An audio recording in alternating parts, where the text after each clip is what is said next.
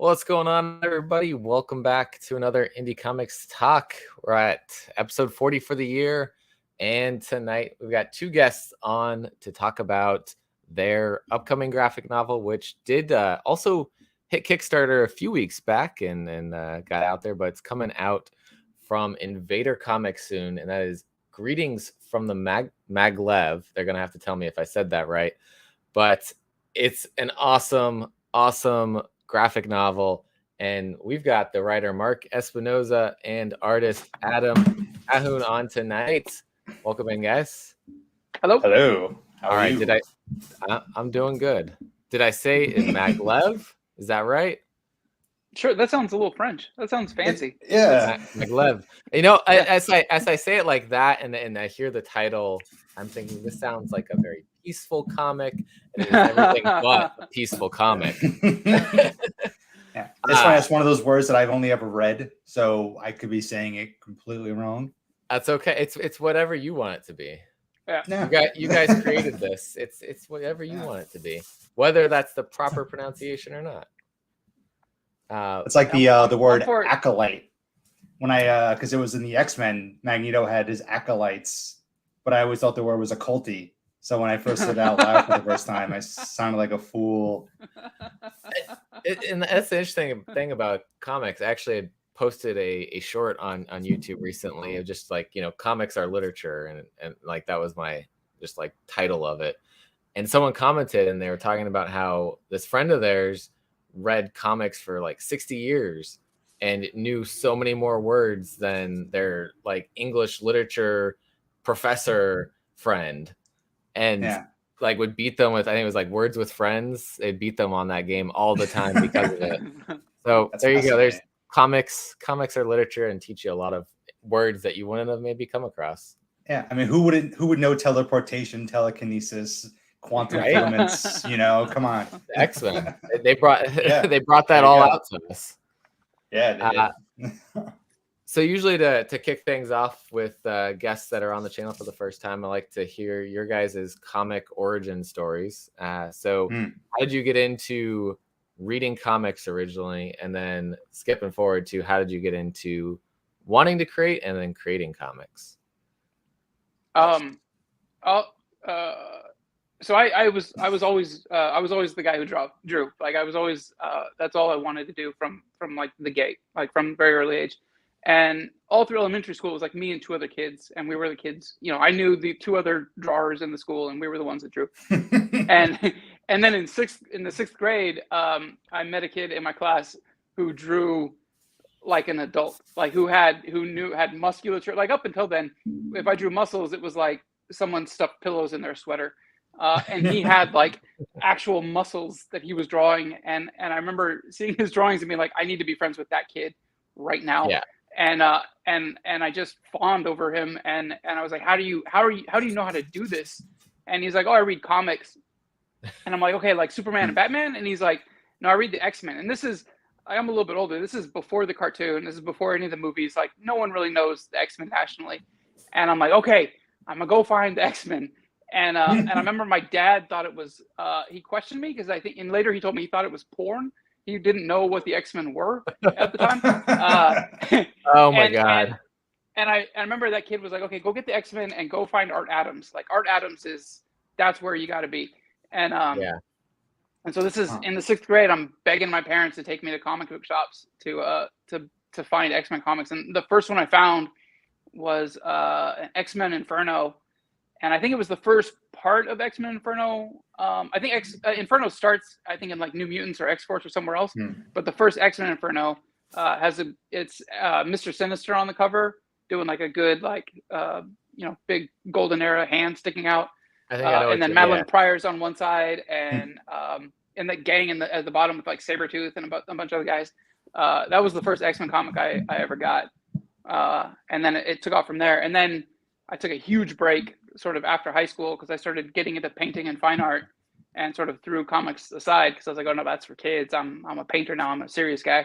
And then I did that for a long time and kind of got disillusioned with that. And I was like, hey, I don't want to be in the painting world anymore. And then Mark showed up or gave me we were already friends, but then he sent me a text in like 2015, and he said, I have a script.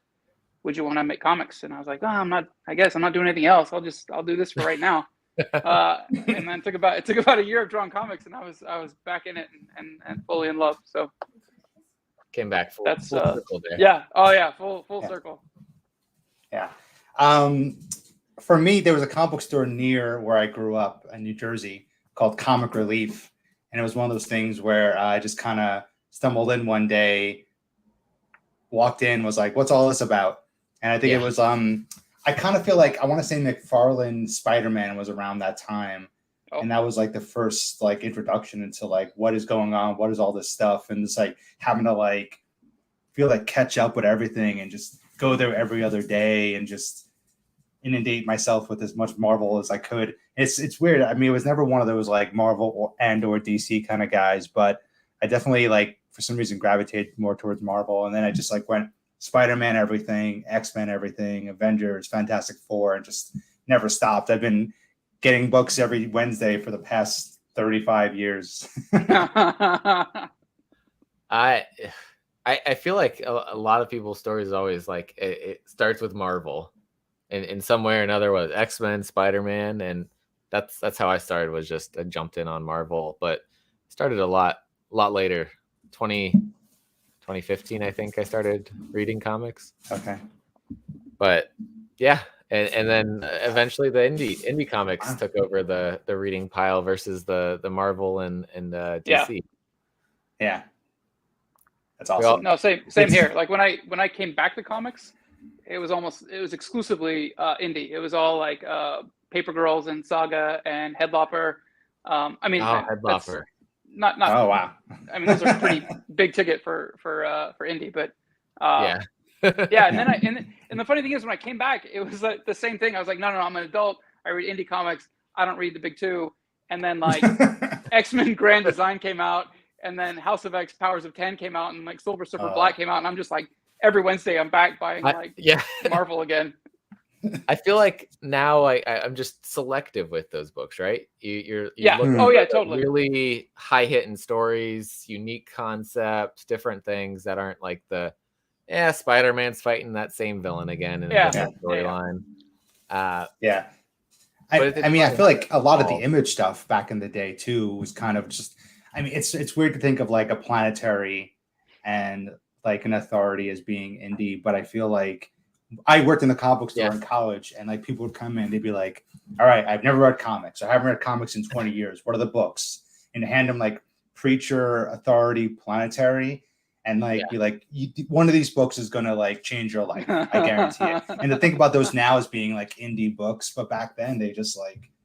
Oh, well, if they don't have Superman, if they don't have Batman in it, then I don't know what is this, you know? I feel like indie itself is such an umbrella term, because on one hand, Saga is like the biggest comic of all time, but then I'm going to like zine shows where people are like stapling these things on like neon paper themselves, and that's fucking indie. Like that's you can't get more indie than that. I feel like we have indie that's just like short for independent in terms of like creator owned, and then we have indie as in like that true indie zine published style of thing. And then we have Indiana Jones, which is like the deep hardcore stuff.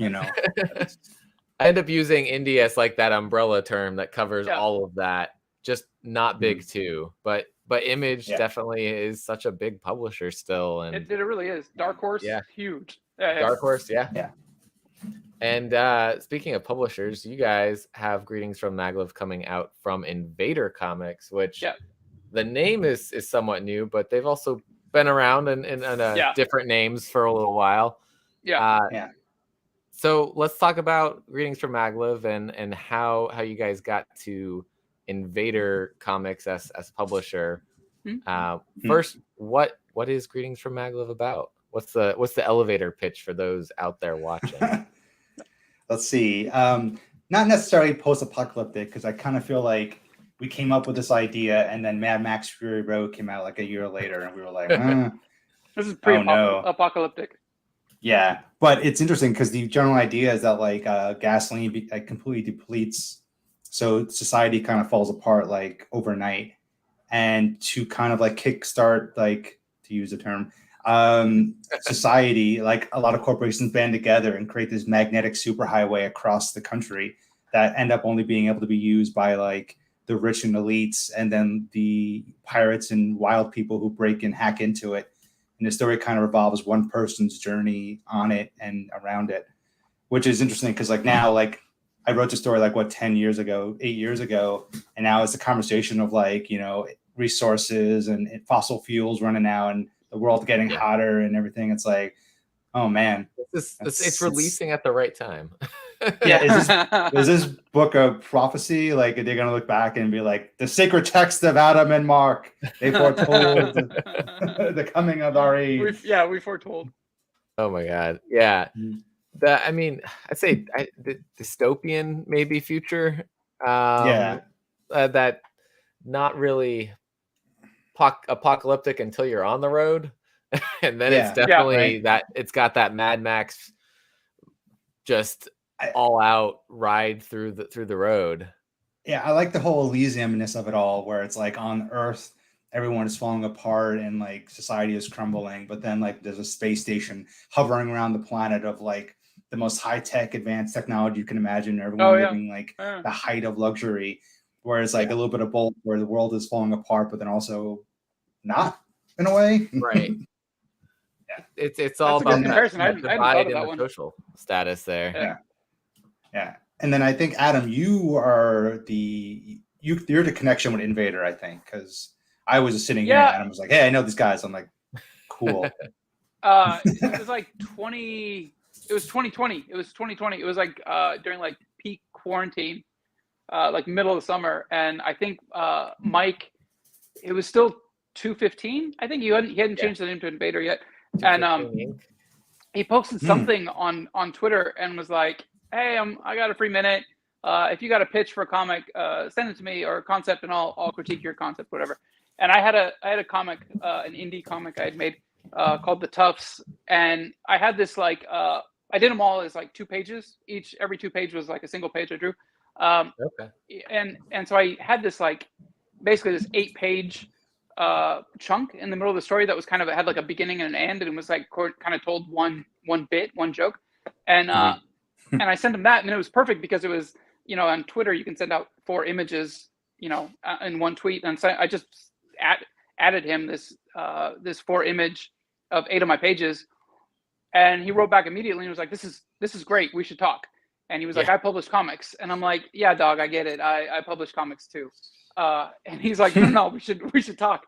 And I remember it was in California in 2020, so everyone's in quarantine, everyone's wearing masks, and then it's like during fire season here, and so there's just fucking smoke everywhere, and so it's like we can't meet indoors, we can meet outdoors, but it's 100 degrees and there's smoke. And so we met, we found this like cafe, and I realized he lived like real close to me in the Bay Area, and so we met up and had some coffee, and we just talked comics for a while, and then we stayed in touch, and he was like, yeah, I'd like to work with you. Let's find a project. Let's find something to do. And he knew I had the Maglev finished. And then he was kind of, at that point, he was switching over to Invader and kind of changing things within the shop. And then I got on a comic with Vault Comics called The Nasty this year. And right around then he reached out and he's like, hey, you got a little bit of a heat on you. Let's make that comic. And so he's like, I know you have a couple that are already made. Yeah. He's like, I know you have a couple that are ready to go. And he's like, what do you want to do? And I was like, I want to do the Maglev. And so then we're doing the Maglev now. And then we finished this. So the comic we just kickstarted, the comic we're putting on right now, I finished drawing in 2016. We didn't. I don't think we got it lettered until 2019, 2020. I think we got it lettered in 2020. But so we've had this just done, just kind of waiting. And we, Mark and I we're kind of noobs at this. Like we didn't really know. We've learned since then what it takes to kind of put a comic book out and get it out and table it ourselves. But it took us a long time with it just on the shelf, trying to figure out how do we even get this to people. And now Invader's doing that for us. I enjoyed reading some of the back matter of the the commentary. Like, yeah, we made some mistakes along the way, but whatever. Yeah. And that's, I think that's the fun of the comic creation process, is you're always learning new things as you go. It was a lot of learning. It was a lot of curve. Yeah, because it was like every kind of question you could think of. I'm like, what does the script look like? How am I supposed to like give this idea to Adam? How does Adam know what to do? And then on the other end of it's like, how big is a splash page, and how many panels can we get on there? And should I leave space for the words? And the whole thing was just a learning process from A to Q. Was there anything in your art process, Adam, that you feel like helped you when you were then working on future books like The Nasty or any of the other independent ones you've been doing? Every single bit of it. I mean, there's nothing, it's one of those things where it's nice like tome to have in my arsenal, because I just constantly went back at it and I was like, okay, these are the things I didn't like. How do I mitigate that, or how do I not do that again? And these are the things that I think worked. How do I do that? How do I replicate that, or how do I even improve on that? And I mean, it's my first comic out the gate, 60 pages, and so I had a spectrum to kind of choose from. I have this thing that to kind of go back and reference constantly, and just be like, okay, this is where these were the mistakes I think I made. What is it that didn't work about this page, or what is it that did work about that page? I mean, it's I don't think there's a part of it that isn't helping me right now. Yeah. I would say there's a lot of things that I loved about the paneling on all of it, was that none of it, I mean, all of it felt chaotic like it should with the story and what was going on. And none of it followed that, like, the set process that people are like, you should have this many panels per page, or you should have square panels, you should do it this way. It all broke out of that box, and it just looked like you guys were having fun creating it and just doing what you wanted to do with the comic. Adam, would you say it's fair to say that you drew the comic chronologically? Like page 1 was the first thing you drew, and then 2, 3, 4 for the most part? There were a couple exceptions. It was mostly chronically. It was chronically. Chronically. Chronologically? Yeah. Another comic book word you learned. I was just gonna go with it. It was a sickness that didn't go away. I did draw. I drew one, I think, little action sequence out of order, because I drew the first couple pages just to kind of get the sense for layouts, and then I drew an action sequence to kind of see if I could do that, if I could draw movement effectively and like move the eye the way I wanted the action to move. And then once I drew that, then I kind of went back and did it.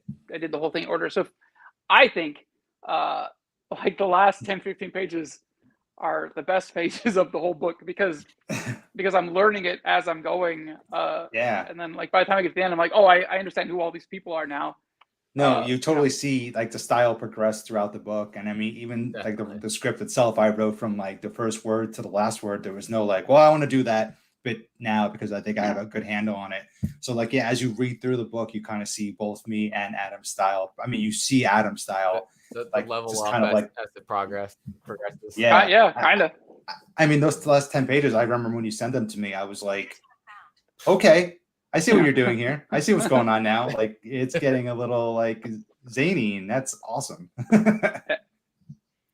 I felt like the style started to make sense to me, especially near the end. Yeah, I would say it's definitely feels like a different style than what art I've seen in The Nasty and what you're doing there. For sure. I know you're going for the black and white style here, so you kind of didn't have to lean on any color parts or anything like that. So is there anything like, would you ever want to go back and be like, I want this in color, or you're like, I'm really happy with this black and white style here?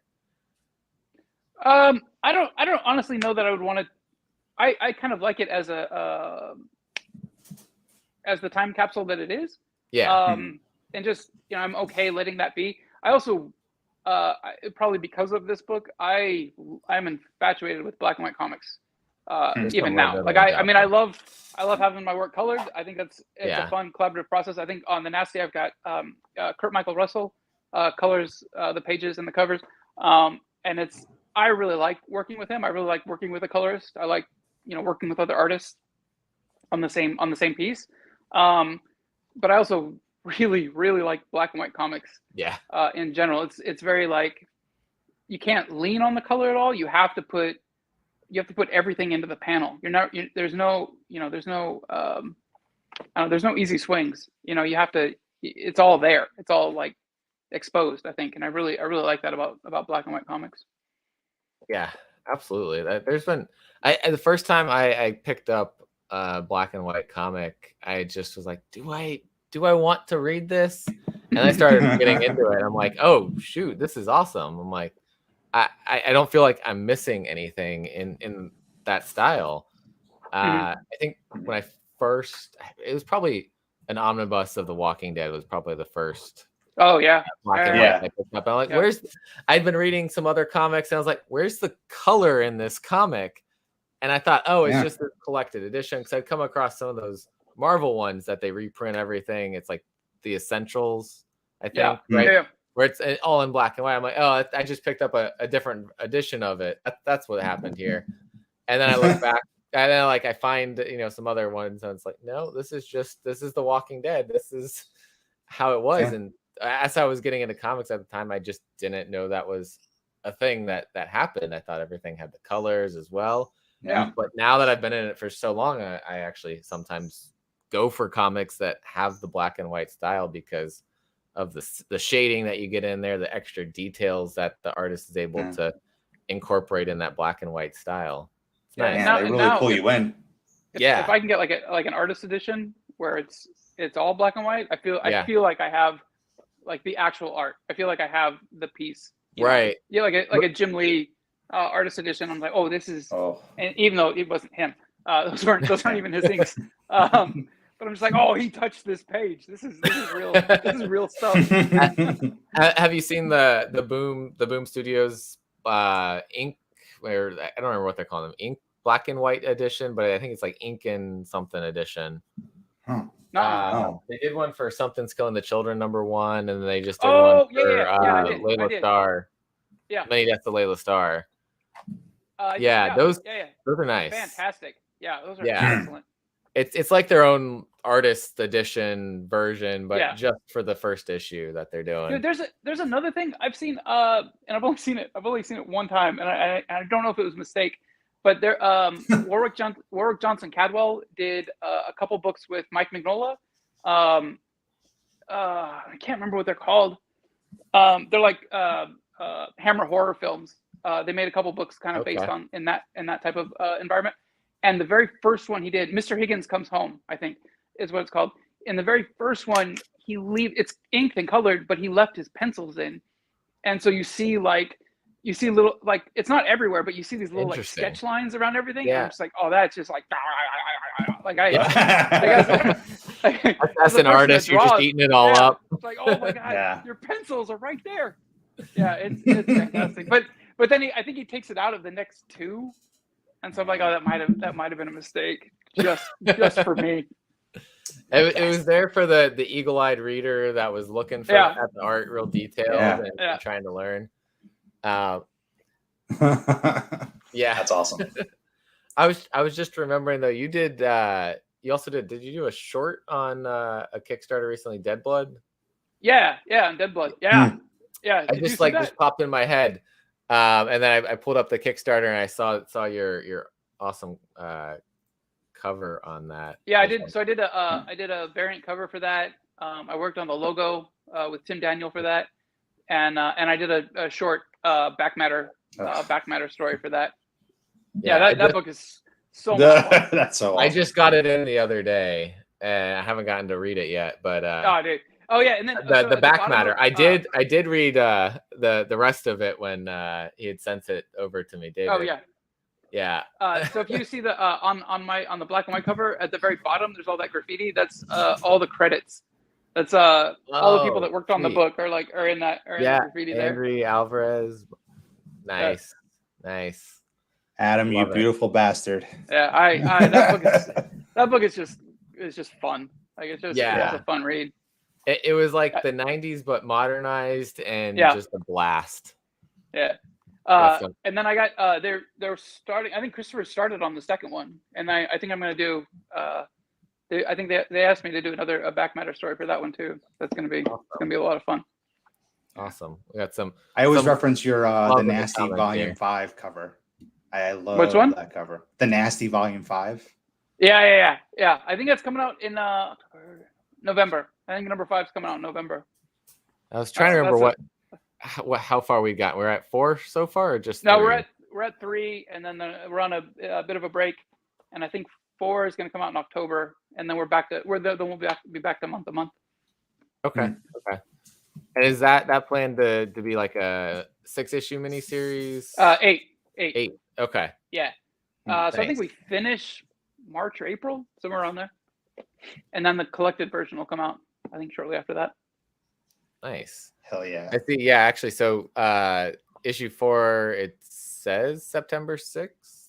Yeah, I think that was the original date for it. Okay. But then they've kind of they're slowing down their all their FOCs. And there's been some printing issues apparently. But I think that's all resolved, and we're about to get going on that one again. Awesome. Yeah, I know Vault does sometimes have that where they end up pushing things back a little bit. Yeah. I was gonna say that would have been perfect. It would have come out same day as Greetings from the Maglev, which I believe is slated for the 6th as well.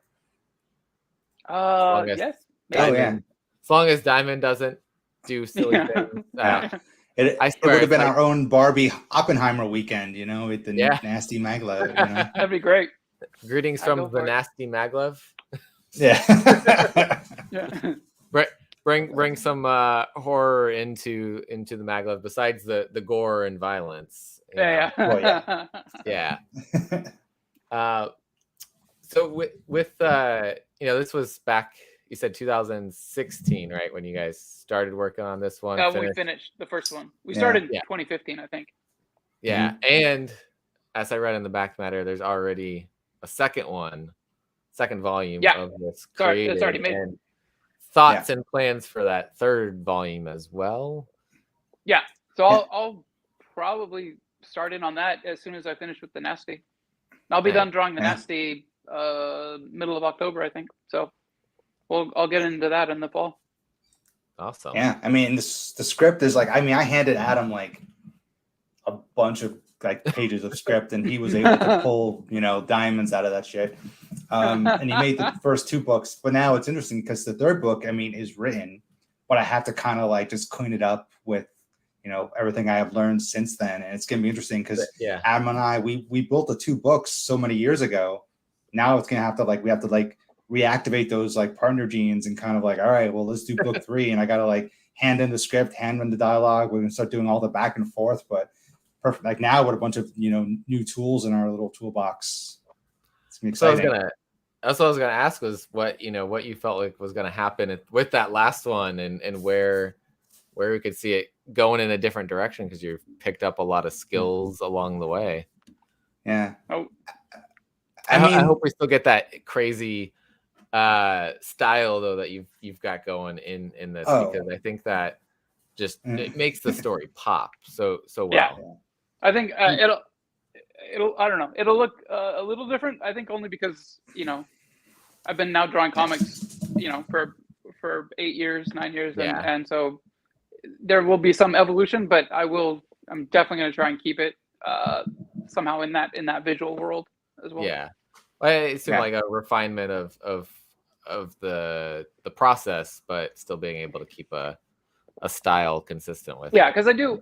We had talked about ideas of sort of having other artists do it, or having me draw it sort of in the style that I kind of like to draw in now. But the more time that goes by, I'm like, no, I kind of want it to look like, at least cohesive enough to the reader, to where it's not like they feel like they picked up a whole a different book, or they're on a whole different series. So yeah. And so with those, do you plan to do kind of the same thing, go through a Kickstarter process, then have it come out through Diamond with Invader? I think that's the plan right now. Yeah, I mean they definitely filled in the gaps that Adam and I were kind of like lacking in, where like, you know, social media, like motivate pushing ourselves. Yeah, Adam, get a hat, you lazy bastard. You got a good PR guy on your side here. Yeah. But no, I mean, Invader came along and like they took this book that was sitting in our hard drive and they were like, let's get this out there. And in the span of just a couple of months, it was like kickstarted and out there. We're talking to people about it. And it's this thing that I think it was just like a project to see if we could do it at some point, you know, like could I write a script? And Adam was like, could I draw comics? And then we kind of, you know, we kept going with it. And now we needed that extra push to kind of get it over the finish line. And that's where Invader came along. And I mean, I'm very grateful for that. I love you. Yeah. I love you. they're great people over there. And yes. Yeah, they've been amazing to work with. I'd met, well, not met, but talked with Keith from Invader. Yeah. Like he did Kadoja. Back when he was doing the like 3rd volume of Kadoja. Yeah. He had sent it to me to like do a review of like the first 2 volumes of it because he was kickstarting the 3rd volume. And then when Invader came along, I didn't realize it was 215 Inc. evolved into Invader, and like he followed me with like a new account and like sent me a message on it. And like months later, I'm looking through like my message requests. I'm like, wait, no, I've talked with you before. I know you. Like, what are you doing in my message request? And it was because it was a whole new account. And I was like, yeah, come on. So I missed a whole bunch of stuff that they were putting out because I was like thinking of, oh, I don't know who this is. Yeah. There's sometimes you get a lot of those DMs of like the fake accounts that are just like, hey, I'm an illustrator. Let me draw for you. And I'm like, get out of here. Get out of here. Yeah. Also, here's a photo of me in a bikini. Like, I don't know. I'll still take a look, but click here for free. Oh, no, I don't know why you need my social security number, but all right. I like your style. I'm not using it anyway. Name, I guess. Yeah. If you want if that helps comics get bought, sure, why not? Hey, I'm just here to move the process along, you know. I think I cut out there for a second. It's good. Well, we'll just edit that part out later. Don't worry. Yeah. This isn't live, is it? No, live. I hope it's Blake, we're not live, right? We're supposed to be live. Crap. No. So coming back to greetings from the Maglev, with where, you know, I don't want to spoil anything for anybody out there, but with where things leave off, what sort of hints can you provide for a future direction of the story? And like, are we going back to the Maglev, or are we going somewhere else in this zany world? Well, I mean, without spoiling too much, the first 2 pages of the book take place at the beginning or the middle of the 3rd book that hasn't even been drawn yet. Yeah. So that kind of hints at where it's going to go. Okay. It's just kind of the, you know, pun unintended, the road to get there. It's kind of a long and narrowing one, but yeah, Chris goes there. I'm sorry. No, that pun. I'll put another hat on because of that joke. There's Adam for you. Hat. Hey, there it is. But yeah, no, I mean, we kind of hint where it's going to go, but then it's just all the pieces coming together to make that part happen. So yeah, I mean, she's Chris Miles, she's in for some rough times, but she conquers them all, I'm going to say, in her own magical way. She's a very, very strong female character we got here, which is awesome to see in comics. Yes. Better representation of those strong characters. Yes. I have a story when I first was pitching the book around. I sent it to a friend of mine, Samantha, and she kind of looked it over and was like, I am very impressed that you never had her in a situation where a lot of male writers would put a woman, you know, she doesn't fall into all these traditional like male written tropes that female hero characters fall into.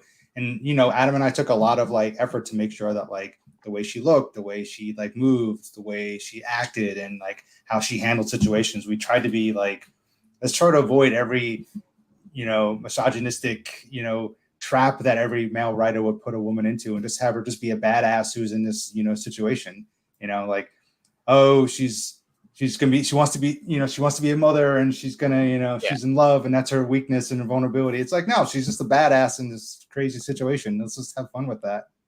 I think one of my favorite lines was towards the start. I took a screenshot of it so I would be able to look back at these panels. I'm sorry, I think my brain just tried to escape through my face holes. After her conversation, it's funny. It's like, I remember her name, but I don't remember his name because that's fine. That's fine. That's I also don't remember. The Miles? No, Chris Miles. Shit. No, right. It's the bodyguard. Boy. No. It's the bodyguard. See, it's a testament to the character that the women. Oh no, it is. It's the prince. It's whatever his name is. Conrad. Right. The Conrad, guy, the not so good guy. Yeah. It's gonna be fun. I'm gonna guess you've been over on the House of Nerds show before. Yeah. I think I'm on that show again on Sunday. I think I'm on that show Sunday. Yeah. I don't know. He's got a very recognizable face, this Adam. Yeah. Nah, this can't be the same Adam guy. I don't know. No. That Adam wears a hat. Yeah, I got hats. I swear. I don't know. Hey, they're big. Look at this. They're big hats. But yeah, just like the writing of her, like you said, it's not that typical. Though she's tough, she also wants to go settle down and be in love. No, she's just a badass who's lived her life having to fight off other people and be resilient and make it in this world, and she just wants to keep doing that. Yeah. Even though there are moments where it's like, is she gonna go have a quiet life? No. I mean, it's funny when like think about tropes is that they're so easy to kind of like next week. They're safe and easy sometimes, but then they're also fun and easy to kind of be like, I know where this is going. Samuel Jackson gets eaten by the shark. Steve Seagal dies in the first 10 minutes of the executive decision. Like, I know how this is going, and it's like, wait, what? Oh, yeah. And there was to talk about it without spoiling. There's a couple ways that scene ends up potentially going, and I think you guys took it in a very good direction. Yeah. Well, positive direction for setting more up down the line. Yeah. What you already created, so it's perfect. Yeah. Well, it just I think the second book just needs to be lettered, and then we're off to the printers on that one too. Yeah. Nice. Yeah. I know. Who knew this modern age? I just want to say it's hard to believe we're already almost at September, and that's like, I think that's about a little less than 2 weeks away. September 3rd. Yeah. Just wow. Oh yeah, that's when I'm on the House of Nerds show. That's right. A couple weeks. Yeah. Adam, my cat is here. If you want to tell him to his face that you don't like cats. Yeah, I don't. Look at this guy. Yeah. Look at the sweet angel. God, black cat. I got nothing. I got nothing. I got an orange cat that. So like I have the door shut because otherwise he'd be everywhere. Oh, my door was shut. I don't know how this is happening right now. If I don't lock my door, my cat will open my door. Yeah. No, he knows how to open. Like we're at that point where he's learned to open doors, and I have a dog. Safe. I have a small dog. He doesn't open anything. He's very dumb. He can't go anywhere if I leave the room. He doesn't know where I am. He opened your heart, Adam. Doesn't have his object permanence. Opened your heart. I love it. So we know, Adam, you're also, of course, working on the Nasty right now. Mm-hmm. Mark, are you working on anything else that has been announced right now? No, I mean, right now it's all about just getting book 3 just put in Adam's hands in a way that he doesn't want to strangle me. Oh, was that all? It's a low bar. It's a low bar. Yeah, but no, yeah, I mean, I haven't touched the scripts. You know, when we lettered it, it's always a process of going through and like changing everything around because, you know, again, we did everything backwards where I think we did it backwards, you know, not knowing how this was all done. We drew the panels and then we put we inked it, like we lettered it after. So a lot of it, I would kind of look at the panel that I originally designed to like, oh, there's gonna be a big piece of dialogue here.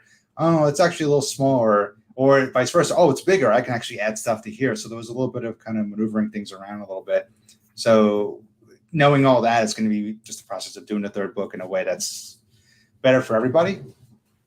I mean, I'm pretty sure if I looked online, someone somewhere will tell me how to do the things that we need to do, but where's the fun in that, right? Do you, in this third book that you're writing, you're like, oh, I know Adam's gonna know what I mean here, and so you don't have to write quite as much? Or do you feel like now you're writing more to add in some more details that you didn't realize you needed to add in before? Yeah, well, Adam kind of spoiled me like in the first two books because it was just like this general idea of like her like walking through this thing and she looks at this and she does that. And then Adam creates this whole like scene that I didn't even imagine. So I'm like, you got that from this? So now I'm just going to be like, hey, Adam, she's in a car. Yeah. And then she's on a highway. Maybe there's a cloud in the background. I don't know. No, yeah. I mean, it's interesting because the third book is predominantly on the Maglev, and it's a lot going on. And, you know, it's funny. I'm kind of thinking to look back on it now where like how much of that's going to have to change. I mean, we know where she's going. We know she's going to be on the on the Maglev. See you, man. Yeah. So it's going to be a fun process. You know, like I said, Adam and I are older. He's a dad now. You know, I have 2 cats. It's the same. You know, we're different people than we were when we first worked on the 2 books, you know, so I don't know what we're going to bring with it. We worked on this one book, Silver Surfer Gray, that Adam wanted to do a Silver Surfer story. And he graciously asked me if I wanted to write a story for it. And I wrote it during like the peak of pandemic. And I look at it now and I'm like, man, that's dark. I was like, what was I going through? So your environment may have had an effect on that. A little bit. Yeah. It's interesting. It's your mood and everything going on in the world can really have that impact on everything else. Yeah. Well, especially then. I mean, it was such a heightened circumstances. Yeah. How could how could anyone not be affected by, I mean, especially like, I think Mark and I were both in the Bay Area at the time, and it was shut down. Like it was, we were just in our houses. And then like we couldn't even like go to parks, like I said, because it was, fire season and, the sky was all on fire. It was crazy. I moved in like July of that year, of the pandemic year, 2020. Wow. A brand new city, brand new state. That was, it was a decision. I had to for a job, but like doing that and then like getting here, I'm in New Orleans, and so I'm just like, what? This is New Orleans. It's quiet. Nothing's going on. It wasn't for like another year and a half where it was like, oh yeah, this is New Orleans. All right. Yeah. Dude, that would have been fun to like go to like was it Bourbon Street or what? Where it's and have it be empty. Yeah. Was it like that? Oh, that would have been great. All like the French Quarter was just quiet.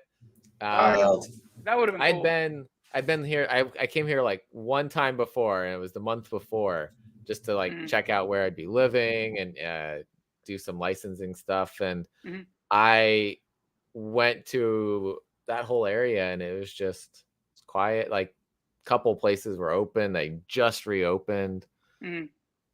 It was nice. It was the best way to see everything going on because not a lot of people were out.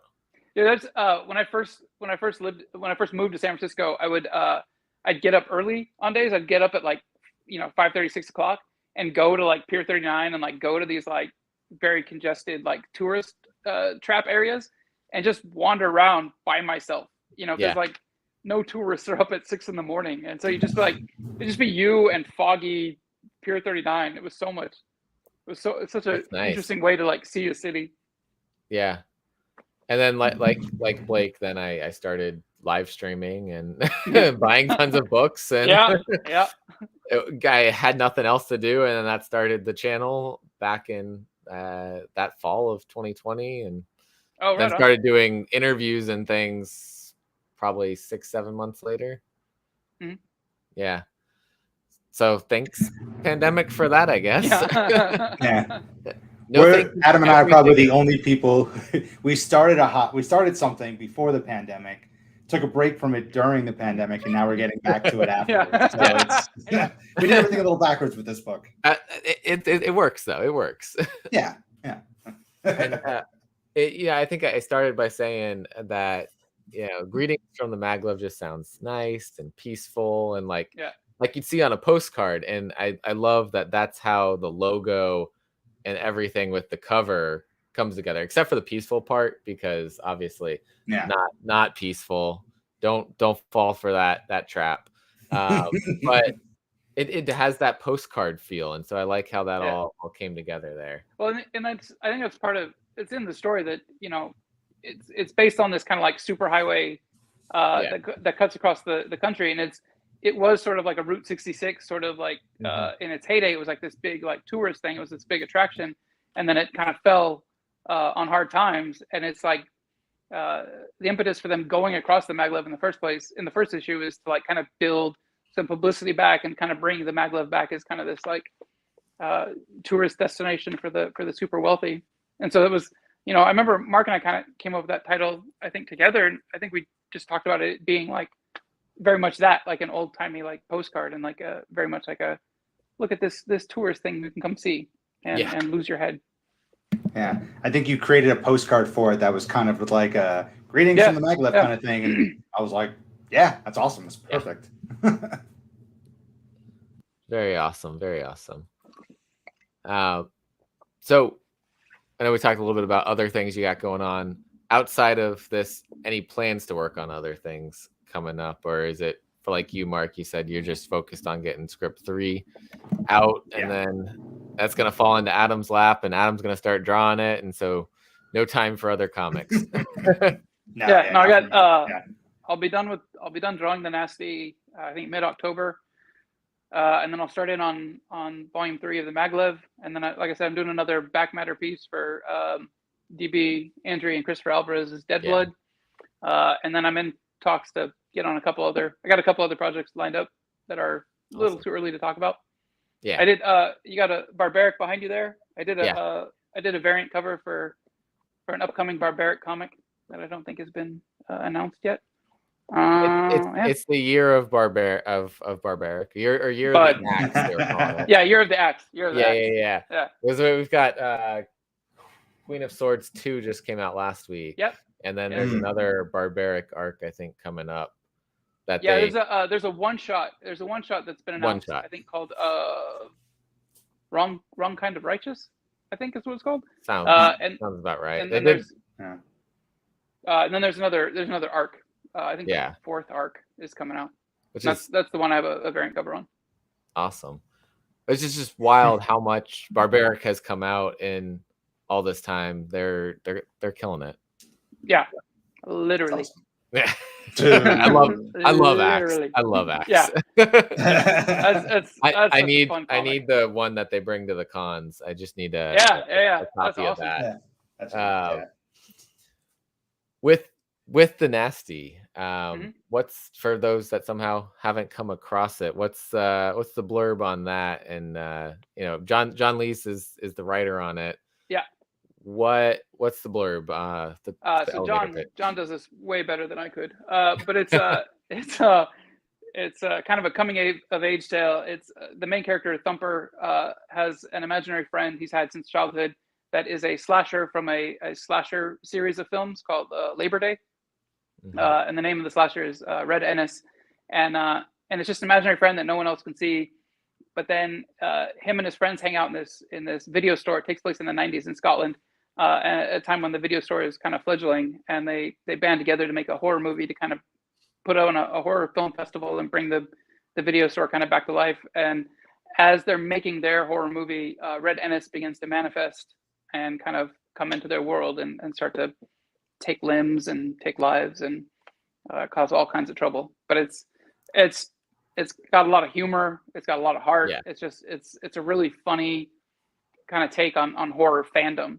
And it's more about the horror fandom than it is about horror itself. But it's such a fun. I mean, John is amazing. Like he's so much fun to work with. And I think he's done just an amazing job on this book.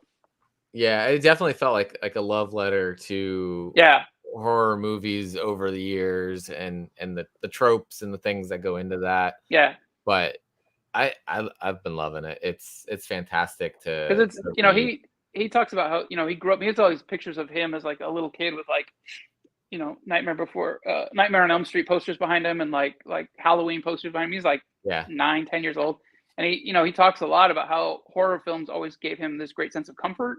Like there was this great release in kind of being scared or like with jump scares and how he would just kind of laugh afterwards, and there was always this like sense of like there was some sense of home kind of in these horror movies to him, and he wanted to tell that story. That's awesome. It sounds like there's a lot of him in Thumper than in the Nasty with I'd say so. Like growing up with all of it, that he definitely seems to find comfort in. I mean, finds comfort in his imaginary friend who is a slasher. He does claim to have never had an imaginary friend, but he did. I think he said he often wondered what it would be like if he got to hang out with like Michael Myers and with a lot of these characters. Like he always thought it would be cool to like hang out with them. But. Blake's starting stuff in the chat. I know it's a question you can't answer. They're both my bosses, so they're both amazing. Whoever's listening, that's who's my favorite. Baby, I love you both equally. The odds of one of them listening is higher that Invader is listening than Vault. So did you just answer? No, I don't have that data in front of me. I'm kidding. Yeah, one of those deers in the back of on your wall just kind of turns and looks at you real quick at him. Like, If Adrian or Damien are listening, that would be awesome. But no, I mean honestly, like for this being kind of the first two real publishers that I'm working with, they've both been just exceptional. They've both been just kind of just very supportive and excited about the projects, and I've been real spoiled kind of right out the gate. Yeah. Like it can't always be this good. Yeah.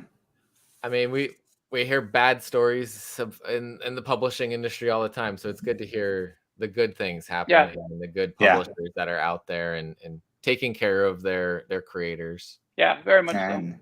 And who generally want to get their stories out there and support them and give them everything they need to do it. It's like, come on, what's the catch? I'm like, there's a catch, right? You're like, no, I don't think so. I think they're just good people who want to get our story out there. I'm like, what? No. Right. I just saw something that maybe the Oni Press might be joining that list of like good. That I guess they had like a change in leadership and such, and they decided. They just had. I saw some kind of announcement today, or some kind of cool things are coming. We swear. I think it was DV Andrew that had reposted. Yeah, I saw his tweet today.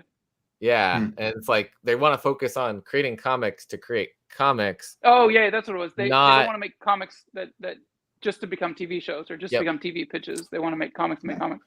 Yeah, focus on the love of comics, which is good. It's a good time to focus on not TV right now. Right? Nothing's going down that pipeline. Nothing's happening on TV. Yeah. Unless you're filming in England. Yeah. Or A24. Or or you're one of the good studios that actually pays the people what they need. No, you're allowed to film movies because you agreed to our terms. Oh, okay. Right. Cool. You're on board. Go ahead, make stuff, make good stuff. Which honestly, I will take their movies over from other studios every day. Yeah, I mean, anyway, like even before all this. Right? Yeah, it's great stuff. Yeah. coming to the end of an hour here, but before we do, I know you both said you've been reading comics for so long. What's something that I don't know if you went to the shop today or not, but what's something that you've been reading recently that you've been really enjoying? I don't want to sound like a company man, but End After End, DB's comic with Tim Daniel has been really good for me, and then also Godfell. Yeah, I think has been just wonderful. Those kind of been the big ones I've been reading lately. I think it was the last cover, the yellow cover. I love that. I loved it. Yeah, with the inverted where the woman's upside down and oh, it's incredible. That dude, the next cover is the one I've been wanting. I can't wait for that one. Now I gotta look at what that is. He's got the big bad. He's got all these like bats on him. It looks great. Oh, we'll share with the audience. What about you, Mark? Not too new, but Daniel Friedman, he did a book called Bird King. That volume 1 of I just picked that up not so long ago and just immediately fell in love with it. Had to like track down all his other stuff. Yeah. You said Bird King? Bird King, yes. Bird King. Okay. I always like to hear what creators are reading because that's it's probably stuff. I looked it up just to make sure I wasn't saying anything wrong. I'm like, it's like when it's sitting in your bookcase across the house. Right. Oh, I do that all the time. I'm like, did I say that title right? Did I? Hopefully. And then of course I'm reading X-Men. Yeah. Which one? part? Yeah, there's like 24 titles. I mean, all of them. Just everything that Hickman did with the whole House of X, like that whole thing that just came from that. Just everything from it. I'm eating it up. I'm a sucker for it. Yep. I started. I did House of X and Power of 10. Power. I don't know why one's X, one's 10, whatever. I think they made that up afterwards. I really do. They're like, yeah. It's if you read the story, you would know why it was actually. Yeah, I don't buy it. Yeah. Like I did that, and then like I started reading like into that next era, and then I was like, this is just gonna keep expanding. My wallet can't handle this, and I stopped. I did the same thing. I got like 2 issues into like 4 different series after the initial House and Powers, and I was like, nah, I gotta pick and choose. I gotta get out. Yeah, I was like, I'm gonna get suckered in. I know how I read comics, and I just was like, I'm just dropping it all. Yeah. But I've heard really great things about everything in that era of the X-Men. So it's good to see good X-Men comics out on the shelves again. Yeah. Also, Battle Chasers is back. Battle Chasers? Yeah, Joe Madureira, a book he did like 20 years ago. Issue like 11 just came out for the first time, and which was a book that I remember reading when I worked at the comic book store, and then now it's like he picked it back up again. I'm going through my pull list. What was that one? Was it like Ant or something? Like Eric Larson started revamping or something. They finished it with like its last issue, and I don't know. It was something like it was Image. Bug? What? Oh, talking about Bug? But was it Bug? I feel like Bug was like an old title that they brought back. Ant? Like I feel like it was just Ant. I don't know why. Speaking of dog. Yeah. No, I'll be right back. Hold on. He's like, it's Bug. Yeah, it was Ant. Cool. And okay. It like brought it back, and they finished the series and then brought it back in a new series. But when they brought it back, I think it was like almost 20 years or something. Oh man, I dig that. Issues. It's like, okay. And then they kicked it off with like a new number 1. But yeah, it's funny because the Battle Chasers came out. I think it's issue 11, and I was like, wait, did I miss like 1 through 10? And it's like, no, the last book that you read 20 years ago is issue 10. This is just the next. I'm like, oh, yeah, all right, let's do it. Yeah, I see it. Shit. Yeah, it came out. It says new story arc. It's like what? I bought the first issue of Ant. I just saw it. And I was like, oh yeah, I have that. That's as far as I got. Yeah, no, so like I think it'd been like almost 20 years in between like issue 6 and then they did 7 maybe, or maybe it was 5 and they did 6, I don't know. And then they kicked it off with a new number 1. Of course. It's like love it. Number one sales. Yeah. Oh, definitely. So where can everyone follow you guys and see what you guys got going on? And I'm Adam C. Cahoon on all social media. I'm mostly on Twitter and Instagram, and I think Blue Sky. But Adam CCAHOON. I always laugh because Adam and I didn't realize this until recently, but our tags are exactly the same style. Like I'm Mark E Espinosa, so it's 2 E's. Love it. Wait, does your middle name start with E? Yeah, Edward. Yeah, I'm Clayton. So yeah, it works. It works. No, yeah, we're just nice. two dorks with the same email address. Yeah, but on all the same sites as well, Instagram, Twitter. Usually just retweeting. Or a couple of scamps. Look at these guys. Not wrong. He's not wrong. Love it. But yeah, September 6th, Greetings from the Maglev coming out.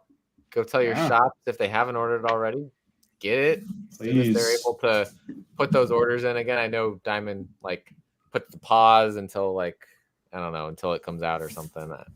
They do weird things. Every time I miss an order, that my shop's like, we can't order it yet, but we've got it on the list to order after whatever happens. No, I think I don't think this one. So I was talking to Mike, and this Greetings from Maglev doesn't have an FOC. So because I went and ordered some at my shop last Wednesday. I went, yeah. Nice. So I'm pretty sure you can still. So order it anytime, whenever you want. I guess leading up to September 6th. Cool. I don't know. Invader isn't an FOC publisher, so you can still order it. Boom. Thank you. There you go. Blake? Well, I know there's an IOC. That's a new thing I learned recently. An initial order cutoff, which is like the book cutoff. I don't know. Diamond does weird things, and just tell your shop anyways, because first they say is no, and then you go ask another shop, and then you ask another shop, and you ask another shop. Go to 8 shops. Order it at all the shops. I mean, 10 is the limit. We're asking people the minimum amount of shops we want them to go to, but 8 is fine in these trying times. And then just never show up to pick it up, and then someone else will wander in and grab it off the shelf and buy it. Yeah. Or wander in, and then when you go grab it, someone else will grab it at the same time, and your hands will touch, and you'll look at each other. And you'll fall in love. And the music will start to play. That's a meet cute. This is how we do it. We did that. And then Adam and I will go to your wedding, and we will drink too much. We have it all. We're ready. We have it all planned. It's a long con. It's a long con to get to the wedding. It's a long con just to get free food and beer. Yeah. Yeah. Better be an open bar though. Yeah. Yeah, we're not coming. Otherwise, that wedding will pass. We'll wait for the unless next. You take Maglev bucks, because I got so many. We made so many of these Maglev bucks. It's a valid tender, right? Yeah. Yeah. Totally. In some states. Yeah. Not the ones you want to go to. The state of denial. The Chris Miles crypto. Love it. Well, thank you both for coming on, talking about Maglev. It's awesome. The nasty, everything else you guys got going on. I really appreciate it. And, man, thanks for you around. Thanks to the chat, everyone who's been hanging out. Blake for getting you guys on here and talking about Invader Comics. Yeah, appreciate it, man. Thanks for your cat for providing our background entertainment. Yeah, look at this sweet, majestic baby. Love it. I don't see it. Have a nice night, everybody. All right, buddy. Thank you, man. Yeah.